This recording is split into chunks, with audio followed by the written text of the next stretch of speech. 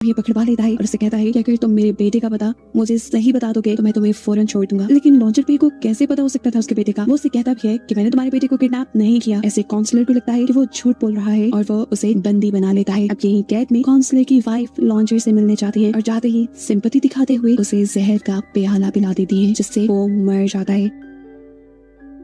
ये बात वो फौरन आकर काउंसलर को बताती है कि लॉन्चर पे आपके जुल्म की वजह से मर गया। काउंसलर के तो हाथ पांव फूल गए थे क्योंकि उसे लग रहा था कि अब वो अपने बेटे तक भी नहीं पहुंच पाएगा। लेकिन यहाँ पर उनकी वाइफ ने उसे बताया कि नहीं, उसने मरने से पहले हमारे बेटे का पता बता दिया है। काउंसलर अपने लोगों के जरिए अपनी बेटी को रेस्क्यू करवा लेता है और जैसे ही वो घर आता है तो अपनी मॉम की हील्स की आवाज सुनकर वो पहचान गया कि उसको किडनैप करवाने वाला लॉन्चर पे नहीं बल्कि उसकी अपनी मॉम है। लेकिन उसके पास कोई ठोस सबूत नहीं था और वो अब इस कश्मकश में भी था कि उसकी मॉम उसके लिए ऐसा क्यों करवा सकती है। वो इन चीजों पे वो ध्यान नहीं देना चाहता था, इसलिए वो अपने डैड से यहाँ से कहीं दूर चले जाने की बात करता है। पहले भी कौन सा वो अपनी फैमिली के साथ कोई अच्छा टाइम स्पेंड करता था, ज्यादा टाइम उसका कार्निवल रो में ही गुजरता था। तब उसकी मॉम उसे कहती है, देखो मुझे किसी ने बताया था कि मेरा हस्बैंड और बेटा कोई बहुत ही नामवर इंसान होंगे और ये प्रोफेसी पूरी भी हुई है। देखो तुम्हारे डैड एक काउंसलर है और अब तुम्हें भी एक बड़ा आदमी बनना है, तो इन सारी चीजों को छोड़ो और अपने ऊपर फोकस करो। सीन कट होकर अब हमें विनियंट को दिखाया जाता है। आजकल जिस फेस की ग्रुप के साथ वो काम कर रही थी वो लोग कई मर्तबा विनियंट को फाइलों के साथ देख लेते हैं। वो लोग ये तो नहीं जानते कि फाइल और विनियंट का आपसी कोई रिश्ता है, लेकिन इस चीज से वो ये अंदाजा जरूर लगा लेते हैं कि विनियंट जरूर फाइलों को यानी पुलिस को उनकी खबरें दे रही है, क्योंकि काफी अरसे से उनकी खबरें भी लीक होने लगी थी। और ये बात पहले से ही हम जानते हैं कि उनके ग्रुप में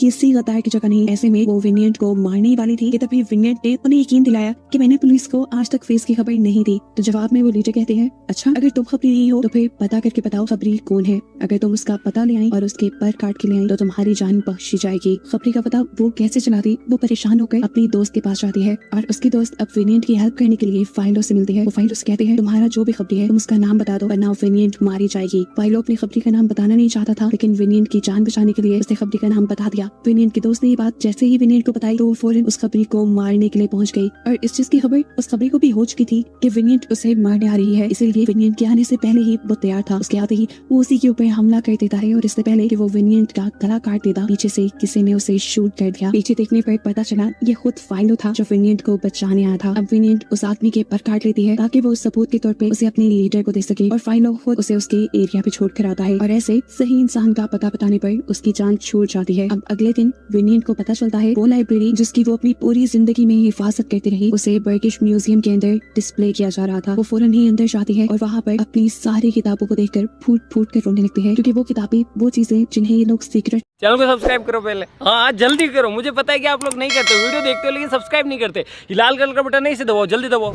जल्दी दबाओ, फिर मैं शुरू करूँ। दबा दो जल्दी, दबा दिया, घंटी में दबा।